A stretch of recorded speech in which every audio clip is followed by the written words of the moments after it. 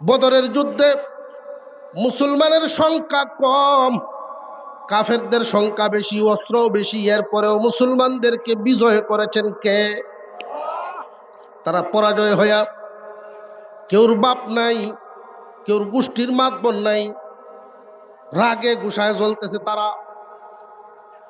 একজন মুসলমানও দুনিয়াতে রাখা হবে না, সর্বোচ্চ চেষ্টা তারা করবে। কি পদ্ধতি নিল?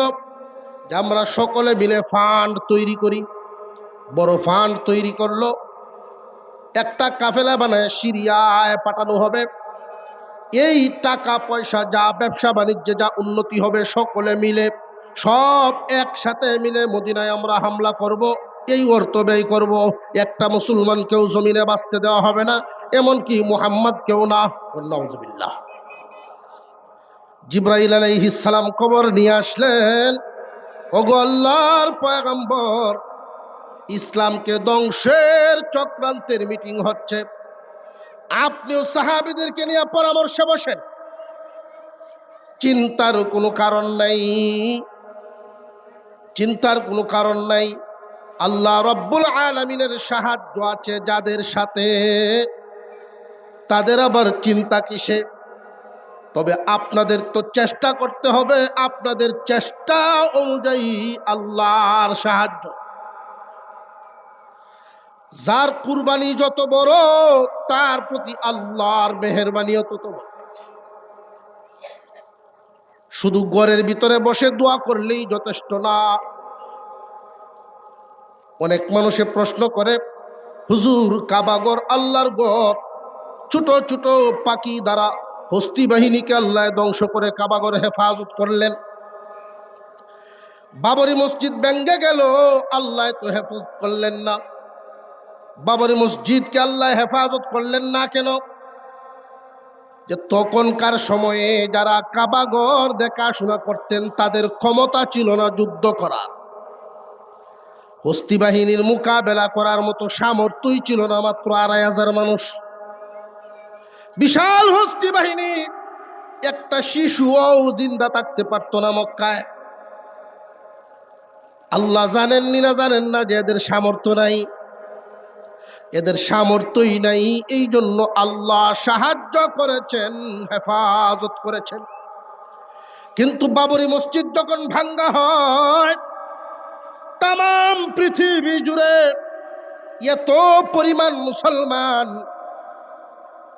আদম আলাইহিস সালাম থেকে নিয়ে অদ্যাবধি পর্যন্ত ইতিহাসে এত বেশি মুসলমান দুনিয়ায় কখনো ছিল না।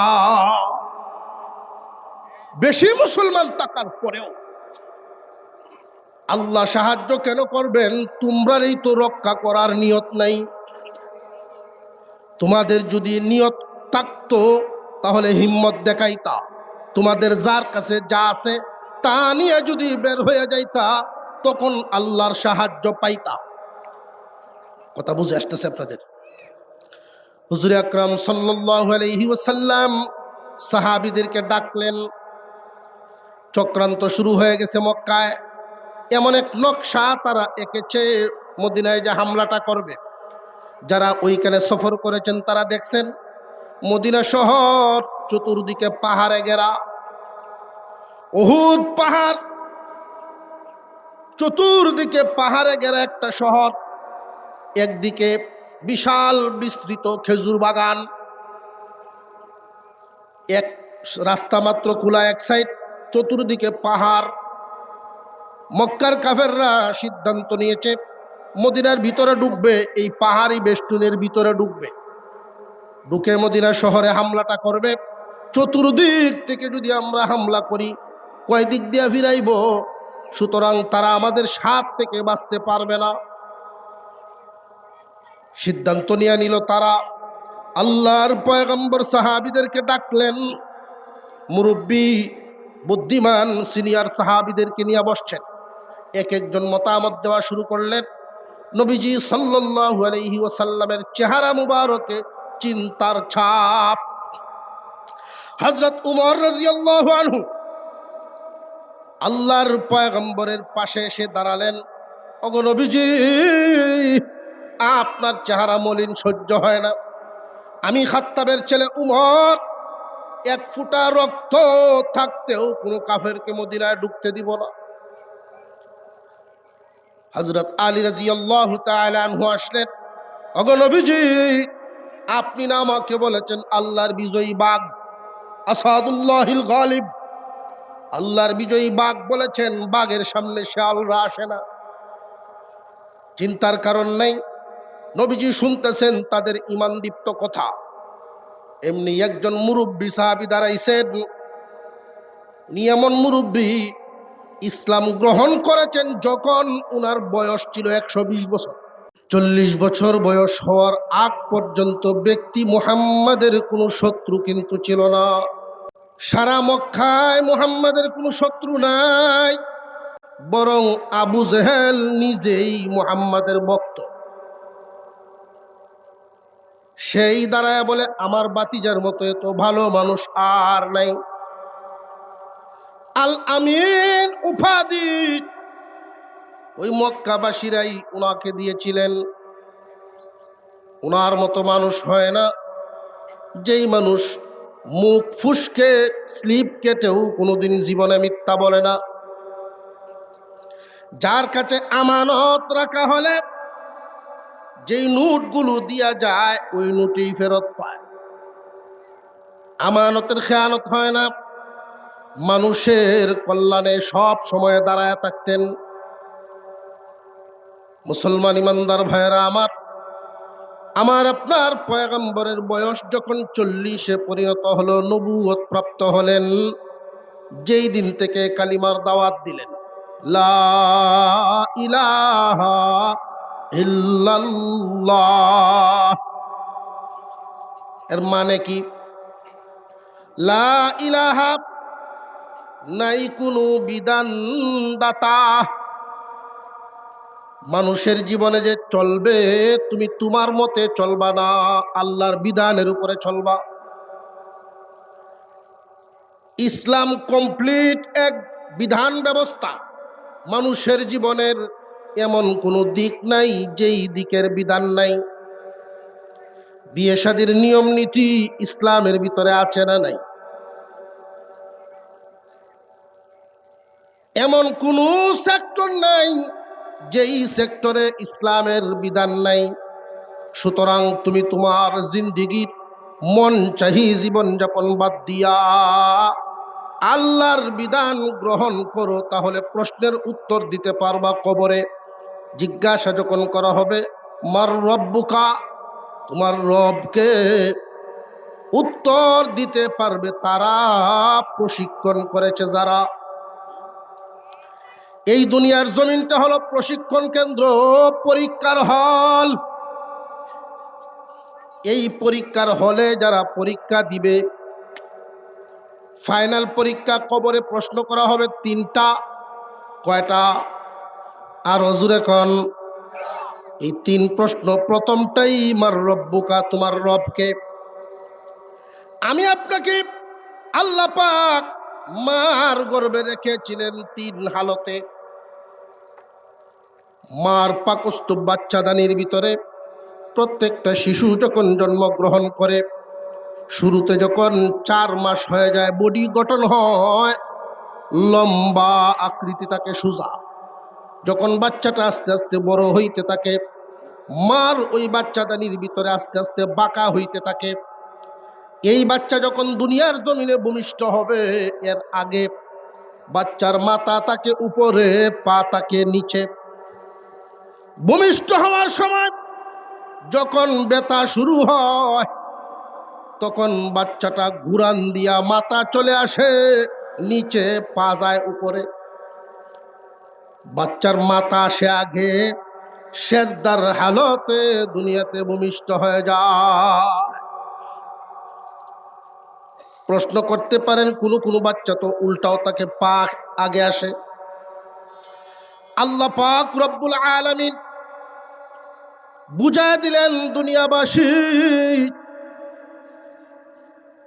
ওই কাজটা যে আমি আল্লাহর নিয়ন্ত্রণের মধ্যে, এটা বুঝায় দিলাম। আমি ইচ্ছা করলে উল্টায়াও রাখতে পারি, ইচ্ছা করলে ভাও করেও আনতে পারি। সব সময় যদি মাথায় আগে আসে তাহলে বোঝা যাবে ওইটা ফিটিং করা কারোর কোনো হাত নাই, এক নিয়মেই চলবে। মহান আল্লাহ পাক রব্বুল আলামিন বুঝায় দিলেন, বান্দা তুমি কেমনে দুনিয়াতে আসছো? তুমি আসো নাই, আমি আল্লাহ আনছি। আল্লাহু আখরাজাকুম মিন বুতুনি উম্মাহাতিকুম লা তা'লামুনা শাইআ। আমি আল্লাহ বের করেছি মার পেট থেকে। এমন অবস্থায় তুমি আসছো, কোনো কিছু জানতাও না, চাইতেও জানো না, চলতেও জানো না, বলতেও জানো না। কিন্তু তোমার মার মনে এমন একটা দয়ার সুইচ আমি ফিট করে দিয়েছি, তোমার কান্নার আওয়াজ শুনলেই বুঝতে পারে তুমি কেন কান্দো, কি দায় না ব্যথায়। অথচ এই মেয়েটাই 1 বছর আগে অন্য কোনো শিশুর পেশাব পায়খানার সিটাও পছন্দ করতে পারত না। 1 বছরের ব্যবধানে আমি দয়া মায়ের সুইচ ফিট করে দিলাম তার অন্তরে। তোমাকে কুলে নিয়ে পেশাব পায়খানা সহ ভাত খাইতে পারে, তোমারে ফালায়া দেয় না। দিয়েছেন কে? আল্লাহ। মুসলমান ভাইয়েরা আমার, বুঝানোর উদ্দেশ্য হলো মার গর্ভে ছিলাম 3 হালতে। একটা হলো লম্বা, এরপরে বাঁকা, তারপরে সেজদার হালতে দুনিয়ায়। এই পৃথিবীর জমিনে 3 হালতেই রব শব্দটা জপাজপি করতে হবে। বালেগ হওয়ার আগ পর্যন্ত আল্লাহ বাধ্যতামূলক করেন নাই। বালেগ হওয়ার পর থেকে দৈনিক 5 বেলা আল্লাহর সামনে দাঁড়াইবা, রব নাম জপাজপি করবা 3 হালতে। দাঁড়ায়া সুদা অবস্থাও রবের নাম, রুকুতেও রবের নাম, সেজদায় গিয়াও রব নাম আছে না নাই? এই রব নামের জপাজপি দুনিয়াতে করবে যারা, কবরে প্রশ্নের উত্তর দিতে পারবে তারা। মার রব্বুকা, তোমার রবকে? রব্বি আল্লাহ। প্রথম প্রশ্নের উত্তর দিবে নামাজি যারা। শুধু নামাজ পড়লেন, প্রথম প্রশ্ন পাশ করলেন। এর দ্বিতীয় প্রশ্ন আরেকটা কি? ওমা দীনুকা, তোমার দিন কি? ও মুসলমান ইমানদার, আল্লাহ পাক রব্বুল আলামিন বান্দার উপরে তার সামর্থ্যের বাহিরে কিছু চাপায়া দেন না। বান্দা যদি নিজের সাধ্য অনুযায়ী চেষ্টা করে, বাকিটা পূরণ করে দেন আল্লাহ। দীনিয়াল ইসলাম, উত্তরটা দিতে পারবে তারা ইসলামকে জীবন ব্যবস্থা বানাইছে যারা।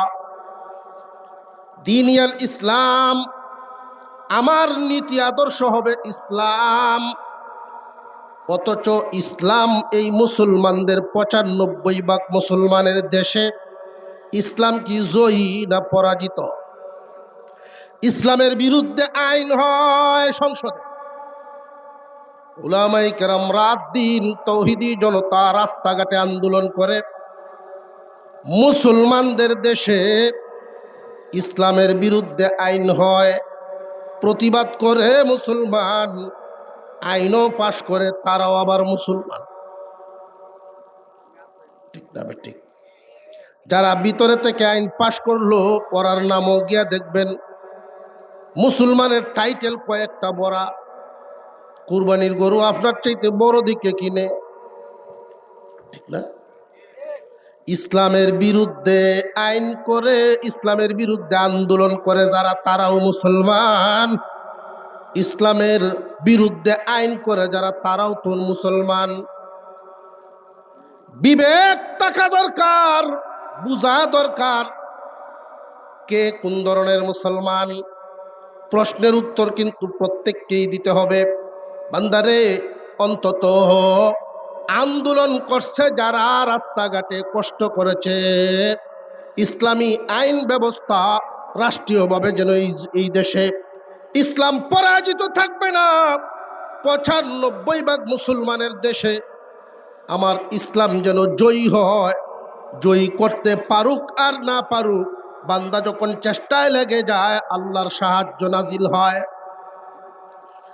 কবরে যখন প্রশ্ন করা হবে ওমা দিনুকা, তোমার দিন কি, বান্দা যদি অন্তত নিজে দিনের উপরে চলে দিন প্রতিষ্ঠার চেষ্টা করতে করতে মরে যায়, এই প্রশ্নটা আল্লাহর পক্ষ থেকে তারে সহজ করে উত্তরের ব্যবস্থা করে দেওয়া হয়। চেষ্টাই করে নাই, আল্লাহ সাহায্য পাবে না। আমি যেই আয়াতে কারিমা তিলাওয়াত করেছি আপনাদের সামনে, আল্লাহর দ্বীনের জন্য কেউ যদি মাঠে নামে আল্লাহর সাহায্য যে নাজিল হয়। আল্লাহ বলেন, হে নবী আপনি বলেন, কুলিল্লাহুম্মা মালিকাল মুলক, হে নবী আপনি বলুন তামাম পৃথিবী সমস্ত রাজত্বের মালিক আল্লাহ। সমস্ত রাজত্বের মালিককে, আরো জোরে কর, আরো জোরে কর, সমস্ত রাজত্বের মালিক আল্লাহ। আল্লাহ যাকে চান তাকে দেন, আল্লাহ যখন চান তাকে নামায়া দিবেন, এই ক্ষমতা আল্লাহর আছে না নাই? এখন প্রশ্ন হতে পারে, হুজুর আল্লাহ যেহেতু চান তাহলে ফাসেক বেঈমানদের মুনাফিকদেরকে কেন ক্ষমতায় বসান? আল্লাহর মুলকিয়তের মধ্যে আল্লাহওয়ালাদেরকে দেন না কেন? এই প্রশ্ন জাগে। মুসলমান ভাইয়েরা আমার, জনগণের মতামতের ভিত্তিতে, জনগণের চাহিদার ভিত্তিতেই আল্লাহ শাসক দিবেন। জনগণে যদি চায় তাদের চাওয়া চাহিদা অনুযায়ী আল্লাহ ব্যবস্থা করবেন। ওই যে আন্দোলন করছে কি পরিমাণ, ওইটা আল্লাহ দেখেন নি না দেখেন না? এই এলাকায় যদি মানুষ পাগল পারা হয়ে যায় না, আমরা চাই আমাদের আল্লাহর জমিনে আল্লাহর দ্বীন কায়েমের একজন মানুষ চাই, তখন আল্লাহ এমন মানুষই ব্যবস্থা করবেন। মানুষের না চাইলে আল্লাহ জোর করে কারোর উপরে চাপায়া দেন না। কথা বুঝে আসতেছে আপনাদের? হুজুর সাল্লাল্লাহু আলাইহি ওয়াসাল্লামকে আল্লাহ বলেন, দোস্ত জানায় দেন সমস্ত মুলকের মালিককে, রাজত্বের মালিক আল্লাহ। আল্লাহ যাকে চান দান করেন, আল্লাহ যাকে চান মুহূর্তের ভিতরে তারে নামাইতে পারেন।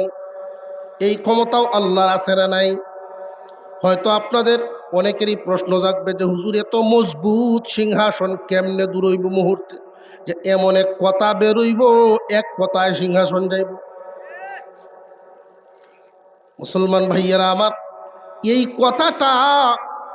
এই কথাটা বোঝানোর জন্য মানুষ যেন সহজে বুঝতে পারে আল্লাহ যে পারেন, আল্লাহর যে ক্ষমতা, এটা বুঝার জন্য পরের আয়াত আরো সহজ করে দিলেন। তুলিজুল লাইলা ফিন নাহারি ওয়া তুলিজুন নাহারা ফিল লাইল, রাতের ভিতরে দিনকে ঢুকায়া দেন আল্লাহ, আবার দিনের ভিতরে রাতকে ঢুকায়া দেন আল্লাহ। কখনো দিন লম্বা হয়, কখনো দিন ছোট হয়, ঠিক না বেটি? এই দিন যায় কই? রাতের ভিতরে ঢুকে। কখনো দিন দেখবেন হয়ে গেছে 16 ঘন্টা, কখনো রাত হয়ে যায় 15 ঘন্টা। রাতের ভিতরে দিন ঢুকে, দিনের ভিতরে রাত ঢুকে। রাত লম্বা হয়, কখনো দিন লম্বা হয়, কখনো রাত ছোট হয়। আরো সহজ করে দিলেন আল্লাহ, তুখরিজুল হাইয়া মিনাল মাইয়িতি ওয়া তুখরিজুল মাইয়িতা মিনাল হাইয়্যি, মুর্দার ভিতর থেকে জিন্দা বের করেন, আবার জিন্দার ভিতর থেকে মুর্দা বের করেন। ডিম জিন্দা না মুর্দা? ডিম তো একটা মুর্দা, কিন্তু এই মুর্দা ডিমের ভিতর থেকে আল্লাহ জিন্দা বাচ্চা বের করে। জিন্দা মুরগির বের থেকে আবার মুর্দা ডিম বাইর করে। মুফাসসিরিনে কেরাম আর একটা ব্যাখ্যা করেছেন, পিতা কাফের, তার দিল মুর্দা। সন্তান আল্লাহ তার মধ্য থেকেই বের করেছেন, পয়গাম্বর বানায় দিয়েছেন। আবার পয়গাম্বর তার দিল জিন্দা, তার ঘর থেকে সন্তান বের করেছেন, কাফের হয়ে গেছে। সমস্ত ক্ষমতার মালিক কে? জবান খুলে আল্লাহর নাম উচ্চারণ করেন কে? আল্লাহ। তিনি পারেন কিনা? হুজুর সাল্লাল্লাহু আলাইহি ওয়াসাল্লাম এই আয়াত মদিনায় থাকাকালীন সময় নাজিল হয়। আর এমন এক মুহূর্তে নাজিল হয়, মদিনায় আদমশুমারি হলো সর্বপ্রথম। আদমশুমারি হচ্ছে জনগণ গণনা, মুসলমানদের হিসাব করা হলো, ছোট বড় নারী পুরুষ সকলে মিলে ৩,০০০ মুসলমান। সারা মদিনায় কয় হাজার মুসলমান? ৩,০০০। একটু জবাব দেন যে আপনারা হুহা কইলে আমরা একটু ভালো লাগে। ৩,০০০ মুসলমান। হুজুর আকরাম সাল্লাল্লাহু আলাইহি ওয়াসাল্লামের কাছে খবর আসছে, মক্কায় মুসলমানদেরকে ধ্বংস করার জন্য চক্রান্তের মিটিং চলতেছে। ওই মিটিংটা ছিল অনেক বড় মিটিং, গুরুত্বপূর্ণ মিটিং। কোনো এক গোষ্ঠী এক গোত্রে মিটিং না, সারা মক্কার যত গোত্র আছে সব মিলছে, আশপাশের গোত্রগুলোকে আইনে একত্রিত করছে। বদরের যুদ্ধের পরের ঘটনা, কারণ বদরের যুদ্ধে মক্কা নগরীর বড় বড় আমির উমারা সব মারা গেছে। বদরের যুদ্ধে মুসলমানের সংখ্যা কম, কাফেরদের সংখ্যা বেশি, অস্ত্রও বেশি। এরপরেও মুসলমানদেরকে বিজয় করেছেন কে? তারা পরাজয় হইয়া, কেউর বাপ নাই, কেউর গোষ্ঠীর মাতবর নাই, রাগে গুসায় জ্বলতেছে তারা। একজন মুসলমানও দুনিয়াতে রাখা হবে না, সর্বোচ্চ চেষ্টা তারা করবে। কি পদ্ধতি নিল? যে আমরা সকলে মিলে ফান্ড তৈরি করি। বড় ফান্ড তৈরি করলো, একটা কাফেলা বানায় সিরিয়ায় পাঠানো হবে। এই টাকা পয়সা যা ব্যবসা বাণিজ্যে যা উন্নতি হবে, সকলে মিলে সব একসাথে মিলে মদিনায় আমরা হামলা করব, এই অর্থ ব্যয় করব। একটা মুসলমানকেও জমিনে বাঁচতে দেওয়া হবে না, এমনকি মুহাম্মদ কেউ না। নাউযুবিল্লাহ।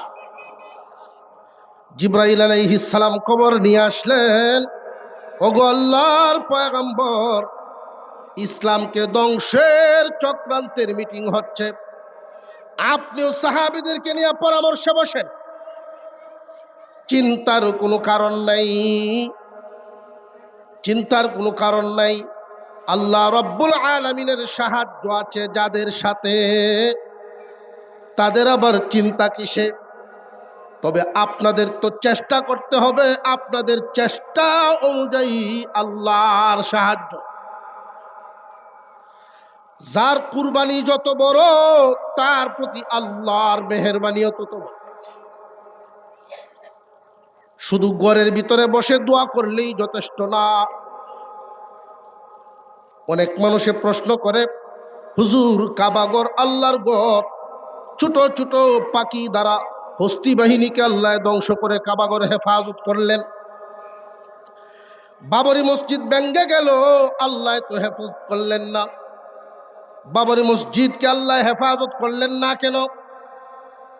যে তখনকার সময়ে যারা কাবাগর দেখাশোনা করতেন, তাদের ক্ষমতা ছিল না যুদ্ধ করার, হস্তি বাহিনীর মোকাবেলা করার মতো সামর্থ্যই ছিল না। মাত্র ২৫০০ মানুষ, বিশাল হস্তি বাহিনী, একটা শিশুও জিন্দা থাকতে পারত না মক্কায়। আল্লাহ জানেননি না জানেন না যে এদের সামর্থ্য নাই, এদের সামর্থ্যই নাই। এই জন্য আল্লাহ সাহায্য করেছেন, হেফাজত করেছেন। কিন্তু বাবরি মসজিদ যখন ভাঙ্গা হয়, তাম পৃথিবী জুড়ে এত পরিমাণ মুসলমান আদম আলাইহিস সালাম থেকে নিয়ে অদ্যাবধি পর্যন্ত ইতিহাসে এত বেশি মুসলমান দুনিয়ায় কখনো ছিল না। বেশি মুসলমান থাকার পরেও আল্লাহ সাহায্য কেন করবেন? তোমরারই তো রক্ষা করার নিয়ত নাই। তোমাদের যদি নিয়ত থাকতো তাহলে হিম্মত দেখাইতা, তোমাদের যার কাছে যা আছে তা নিয়ে যদি বের হয়ে যাইতা তখন আল্লাহর সাহায্য পাইতা। কথা বুঝে আসতেছে আপনাদের? হুজুর আকরাম সাল্লাল্লাহু আলাইহি ওয়াসাল্লাম সাহাবীদেরকে ডাকলেন। চক্রান্ত শুরু হয়ে গেছে মক্কায়। এমন এক নকশা তারা এঁকেছে মদিনায় যে হামলাটা করবে।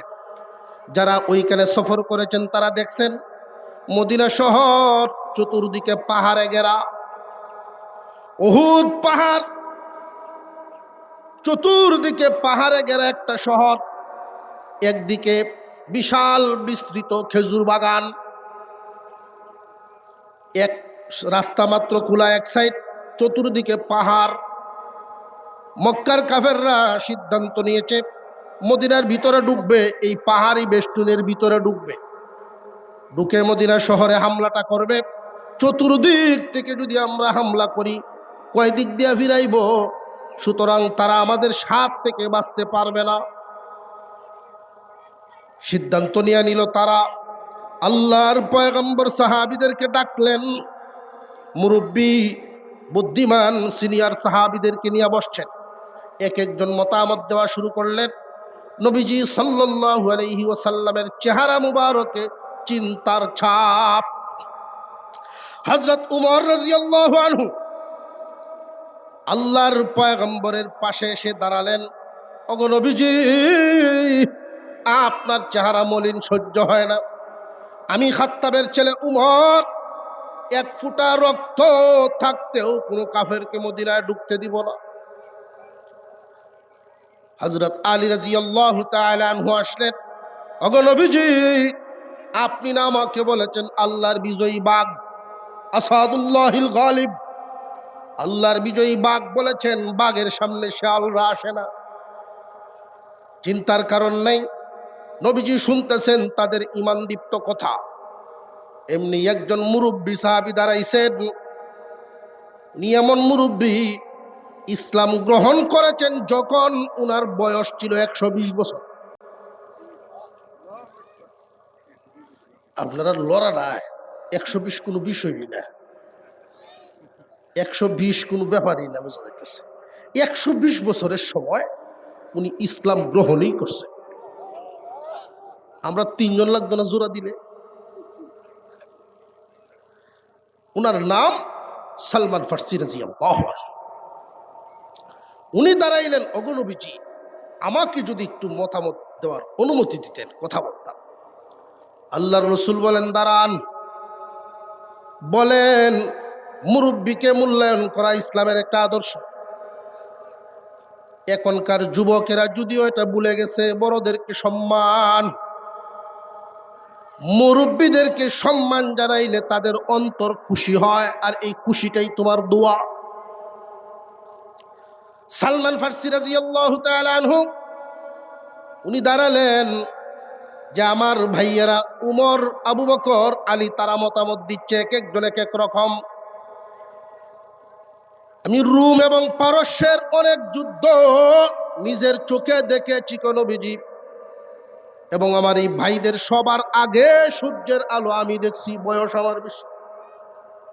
আমি আমার অভিজ্ঞতার থেকে একটা পরামর্শ দেই। পরামর্শটা হলো, এদের মোকাবেলায় যদি যুদ্ধ করতে হয় তাহলে আমাদের কৌশল অবলম্বন করতে হবে। কি কৌশল? মদিনার বাহিরে আমরা চলে যাব। মদিনার ভিতরে যদি আমরা কোনো গাড়ি আর ওদেরকে মদিনার ওই পাহাড়ি বেষ্টনীর ভিতরে ঢুকার সুযোগ দেই, কয় দিক দিয়ে ফিরাইবেন? এই মেষগাঁওয়ের চতুর্দিক থেকে যদি শত্রুরা হামলা করে কয় দিক দিয়ে মোকাবেলা করবেন? বরং এর চাইতে মদিনা শহর থেকে আমরা 3 মাইল বেরিয়ে যাব, 3 মাইল দূরে চলে যাব। ওইখানে গিয়া একটা সাইড খোলা, 3 দিক দিয়া পাহাড়। ওইখানে একটা খাল খনন করে ফেলবো। খালটা হবে এমন একজনের লাফ দিয়ে যেন পার হতে না পারে, আর নিচে পড়লে উঠতেও না পারে। ছোট ছোট রাস্তা রাখবো যেন আমরা আসা যাওয়া করতে পারি। এই ছোট রাস্তা দিয়া তারা যদি আমাদের এই শহরে ঢুকতে চায়, আমরা সংখ্যায় কম হলেও মোকাবেলা করতে পারবো। এই গ্রামের চতুর্দিকে যদি নদী থাকে, 2-3টা ব্রিজ, 10 জনেই 5,000 রেভিরানি সম্ভব। ঠিক না বেটি? নবীজি সাল্লাল্লাহু আলাইহি ওয়াসাল্লাম নকশা এঁকে দিলেন এবং মুরব্বির কথাটা খুব কানে নিলেন। আল্লাহর রাসূল সাল্লাল্লাহু আলাইহি ওয়াসাল্লাম পরের দিন সব মুসলমানদেরকে ডাকলেন মসজিদে নববীর সামনে, সব হাজির হয়ে যাও। নারী পুরুষ সব হাজির হয়ে গেলেন। রাসূল বলেন, ইসলামকে দাফন করার জন্য ষড়যন্ত্র চলছে। ইসলামকে দুনিয়ায় টিকায় রাখার জন্য কে কে প্রস্তুত আছো রে মুসলমান? ওই দিন মুসলমানেরা সব হাত উঠাইছে। কেন প্রতিশ্রুতি নিলেন? তার কারণ হলো, প্রতিশ্রুতি নেওয়ার কারণ, সময়টা ছিল অত্যন্ত ঝুঁকিপূর্ণ সময়। এই যে ধান কাটতেছি আমরা, ধান ফাঁক না, 1 সপ্তাহ আগে সোনালি ছিল পুরা হাওর। ঠিক না বেটি? এই মুহূর্তে যদি কোনো গৃহস্থে গিয়া কেউ দাওয়াত দেয় যে ভাই আল্লাহর রাস্তে 3 দিন 3 দিনের লাগিন হয় বা 40 দিনের লাগিন হয়, তো কি তা কইব যে আপনার বিবেক নাই, মেয়ে আপনার আন্তাজ আছে শুনল, আমার কে থাক্যে রয়েছে আর এখন তবলিগে যাইতে হবে। ব্যস্ততার সময়ের গুরুত্ব আছে না নাই? মদিনার মানুষ সারা বছর একবারেই খেজুর নামায় গাছ থেকে, খেজুর পেকে আছে গাছে গাছে, খেজুর পাক না, সারা বছরের খুরাকের ব্যবস্থা হবে, প্যাকেটিং করে বিভিন্ন বাজারে বিভিন্ন শহরে পাঠাবে। মৌসুম শুরু হয়ে যাচ্ছে। আল্লাহর পয়গম্বর চিন্তায় পড়ে গেলেন, এই মুহূর্তে যুদ্ধের ময়দানে মুসলমানরা যাবে কিনা। বেশিরভাগই নতুন মুসলমান, এই জন্য নবীজি প্রতিশ্রুতি নেওয়ার জন্য ডাক দিলেন। আশ্চর্য করে দিলেন, আল্লাহর পয়গম্বরকে খুশি করে দিলেন। মুসলমানেরা সব হাত উঠাইলেন যে আমরা জীবন থাকতে ইসলাম দাফন হইতে দিব না। নবীজি তাকায় দেখেন পিছনে একজন মহিলা একটা বাচ্চা কুলে নিয়ে একটা হাত উপরে উঠাইছেন, আর একটা হাত বাচ্চার হাতটায় ধরে বাচ্চার হাতটা উঠায় রাখছে। ওনারা জিজ্ঞাসা করলেন, মাগো এই বাচ্চার হাত আপনি উপরে উঠায় কি বুঝাইলেন? মহিলা চোখের পানি ছেড়ে দিয়া বলে, হুজুর আমি তো যতদিন জিন্দা আছি থাকবই, আমার বাচ্চার উপরে ওসিয়ত থাকবে ইসলামের জন্য যেন জীবন কুরবানি করে দেয়। আজান হয়ে গেছে। হুজুর সাল্লাল্লাহু আলাইহি ওয়াসাল্লাম ঘোষণা করলেন 3000 সবাই যুদ্ধে যেতে হবে। 3000-এর মধ্যে নারী পুরুষ বৃদ্ধ কিছু জওয়ান, 2000 মুসলমান মদিনায় থাকো, আর 1000 যুদ্ধে চলো। 2000 যারা মদিনায় থাকবা তারা খেয়াল রাখবা, যারা যুদ্ধে যাবে তাদের খেজুরগুলো তোমরা পাইয়ে দিও। নিজেদের কাজও তোমরা করবা, তাদের কাজটাও তোমরা করে দিও। এতে করে যুদ্ধে গেলে যে সওয়াব ওইটা তোমরা পাইয়ে যাবে। কথা বুঝে আসতেছে আপনাদের? 1000 মুসলমান যুদ্ধের ময়দানে গেলেন, 2000 মুসলমান মদিনায় থাকলেন। এই 1000 মুসলমান 15 হাত প্রশস্ত 10 হাত গভীর একটা খাল খননের কাজে লাগায় দিলেন। 1 মাইল লম্বা হবে খালটা। প্রতি 10 জনের বন্টনে 40 হাত, প্রতি 10 জনের বন্টনে 40 হাত মাটি খনন, খাল খনন শুরু হয়ে গেল। খুব অভাবের সময় না খায়া মাটি কাটার কাজ। সময়টা বড় অভাব, কাজটা বড় কঠিন। কোন সাহাবী কোমর সোজা করতে পারেন না, এরপরেও দিন টিকায় রাখতে হবে জমিনে। বিধান ঠিক থাকলে মানব সভ্যতা ঠিক থাকবে। আমি না থাকলাম, বিধান যেন দুনিয়াতে থাকে, এই প্রচেষ্টা 3 দিন পার করে ফেলছেন। এক সাহাবী নবীজির সামনে গিয়া বলেন, হুজুর আমি আর দাঁড়াতে পারছি না, একটু খাবারের ব্যবস্থা হইল। দেখুন পেটে পাথর দিয়ে চাপ দিয়ে রাখছি, দেখবেন বেশি খিদা লাগলে যদি কোমরে শক্ত করে বাঁধেন তো সামান্য সময়ের জন্য ক্ষুধা নিবারণ হয়, একটু লাঘব হয়। তখনকার প্রচলন ছিল পাথর দিয়ে চাপ দিয়ে রাখত। ওই সাহাবী যখন নবীজির সামনে তার পেট উদাম করে দেখলেন, কাপড় উঠাইয়া পাথরের চাপ দেওয়া, নবীজিকে দেখাচ্ছেন, হুজুর খাবারের ব্যবস্থা হইত। আল্লাহর রসুল সাহাবীকে দেখালেন নবীজির পেটে 2টা পাথরের চাপ দেওয়া। এই দৃশ্য আরেকজন দেখছেন, জাবের রাদিয়াল্লাহু আনহু। নবীজিকে বললেন, হুজুর আমাকে একটু অনুমতি দিবেন, আমি বাড়ি যেতাম। রসুল অনুমতি দিলেন। একদম বাড়িতে গিয়া গাটা সামন থেকে ডাকতেছেন, বিবি বিবি করে চিল্লাইতেছেন। দৌড়ায় উঠছেন, কি হয়েছে? যে দেখো ঘরে কি আছে, তাড়াতাড়ি তালাশ করো। রসুলের পেটে পাথর বাঁধা, আমার ঘরে যদি খাবার থাকে। অনেকগুলো পাতিল খুঁজছে খাচ্ছে, আটা 3 কেজির মতো পাওয়া গেছে। উনি শুকরিয়া আদায় করছেন যে একটা খিচুড়ি হইলেও তো পাকায় দিতাম না। বিবি বলতেছেন যে দেখেন, বিশ্ব নবী কোন ওয়ার্ডের মেম্বার না, বিশ্ব নবী আমার বাড়িতে খাবে, শুধু আটার খিচুড়ি কেমনে হয়? আমার একটা ছাগলের বাচ্চা আছে, আমি ওইটা দিয়ে দিলাম। মহিলা দিয়ে দিলেন। তাহলে দাওয়াতটা কিভাবে দেওয়া যায়? স্বামী স্ত্রী 2 জন পরামর্শ করলেন। নবীজির কাছে গিয়া আগে আমরা 3 কেজি আটা, একটা ছাগলের বাচ্চা আছে, এটা করবেন, এরপরে দাওয়াত দিবেন। শুধু দাওয়াত দিয়ে দিলে হুজুরের সাথে যদি 10 জন নিয়ে আসেন তখন তো লজ্জায় পড়ে যাব। আল্লাহ রসুলের কাছে এইভাবেই বলা হয়েছে, হুজুর আমার ঘরে 3 কেজি আটা, একটা ছাগলের বাচ্চা আছে, আপনার দাওয়াত, সাথে যদি কাউরে নিতে চান আপনার ইচ্ছা। রসুল বলেন, তুমি যাও বিবিকে নিয়ে খানা পাকাও, আমি আমার সাথে যে কয়জন আনবো আমি নিয়ে আসতেছি, তুমি যাও। ওনাকে পাঠাইয়া দিয়ে নবীজি একটা উঁচা পাথরের উপরে দাঁড়ালেন। দাঁড়িয়ে ঘোষণা দিলেন, তোমরা সব কাজ বন্ধ, আমরা সবাই জাবেরের বাড়িতে দাওয়াত খেতে যাব। সাহাবী কতজন মনে আছে? কতজন? 1000। 1000 সাহাবী নিয়ে আল্লাহর রসুল এই 3 কেজি আটা, একটা ছাগলের বাচ্চা, মেহমানদারি শুরু হলো। রসুল বলেন, ডাক না, সরায়ও না, 3টা করে রুটি দাও, এই পরিমাণ গোশত দাও। পেট ভরে সবাই খাইলেন। রসুল বলেন, তুমি খাও, আমারেও খাও, তোমার বিবিরেও খাইতে দাও। ডাক না, সরায়া দেখেন অর্ধেক রয়ে গেছে। আল্লাহ রসুলের মুজিজা।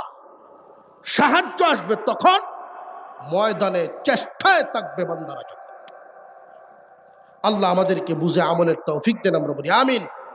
আরো জোরে বলেন আমিন। আল্লাহর যে ক্ষমতা আছে, এই বিশ্বাস আমাদের আছে না নাই?